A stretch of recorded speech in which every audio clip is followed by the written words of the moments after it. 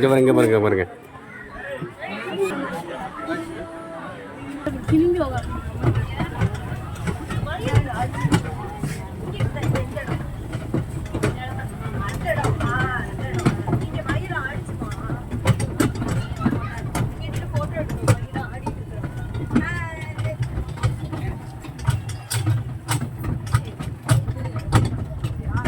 அப்படியே நீரடிச்சு பார்த்துருவாங்க. எல்லா இடத்தையும் பார்க்கறதுக்கு தான் இதில் வண்டியில் போகிறது, நடந்து பார்க்காம. அப்படியே பாருங்க. இங்கே பாரு.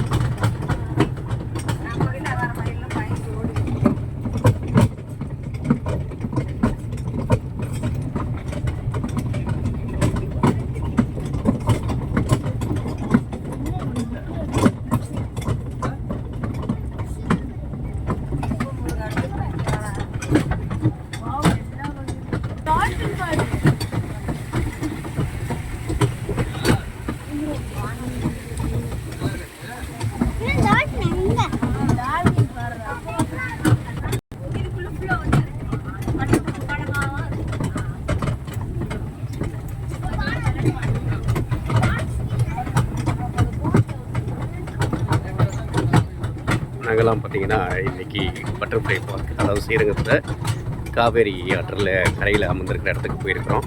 இந்த அரையாண்டு லீவை குழந்தைங்களோட கொண்டாடக்கூடிய ஒரு திருச்சியில் மிக முக்கியமான பகுதி. எல்லோரும் வாங்க, குடும்பத்தோடு வந்து சந்திச்சு பாருங்கள். எத்தனை முக்கியமான வண்ணத்து பூச்சிகள் இருக்குதுங்கிறத நீங்கள் பார்க்கலாம்.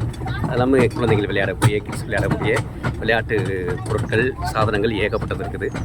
எல்லா இளைஞர்கள்லாம் வந்திருக்கிறாங்க, சந்தோஷமாக கொண்டாடிட்டு இருக்கிறாங்க. நீங்களும் வாங்க, வந்து இந்த பார்க்கை வந்து ரசிங்க. இவங்க வந்து டாக்டர் அம்மா ஜெயலலிதா அவர்களுடைய திறக்கிறாங்களால அது திறக்கப்பட்ட இது பட்டர்ஃப்ளை பார்க், அதாவது வண்ணத்து பூச்சி பூங்கா அப்படிங்கிறத நாங்கள் தெளிவுபடுத்திக்கிறோம்.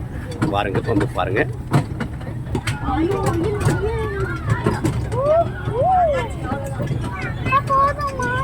அவ்வளோதான், இறங்கியாச்சு வந்துட்டோம்.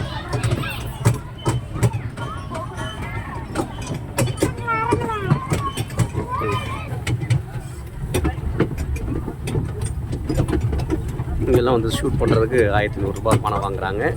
வெட்டிங் ஷூட்டு, பர்த்டே ஷூட்டு எது வேணாலும் நீங்கள் பண்ணிக்கலாம். அதுக்கான தயாரான ப்ரிஃபரன்ஸோடு வந்து நீங்கள் எடுத்துக்கலாம். அதையும் வந்து பாருங்கள், எல்லாத்தையும் வந்து அனுபவிங்க.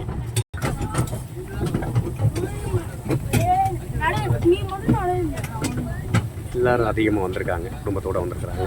எல்லாருமே வந்து ரசித்து பார்த்துட்டு இருக்கிறாங்க. இது ஒரு சிறந்த ஒரு சுற்றுலாத்தலம் தான். தடுப்பறைகள் அமைக்கப்படுது காவேரி ஆற்றில். அங்கே வந்து பார்த்திங்கன்னா மிகப்பெரிய ஒரு பூங்கா உருவாக்குறாங்க. எல்லாமே தமிழ்நாடு அரசுடைய வனத்துறை செயல்பட்டு இருக்குது. இதுதான் பூங்காவுடைய நுழைவு பகுதி. இது வழியாக தான் வரணும். பார்த்திங்கன்னா அழகான ஒரு நீர்வீழ்ச்சி இருக்குது. அதெல்லாம் பார்த்திங்கன்னா அந்த நுழைவு பகுதியில் நம்ம எல்லாருமே வரலாம். பார்த்துக்கோங்க, இதான் என்ட்ரன்ஸ், வண்ணத்து பூச்சி பூங்காவுடைய நுழைவு வாயில். எல்லாருமே வந்திருக்காங்க, குடும்பமாக வந்திருக்காங்க.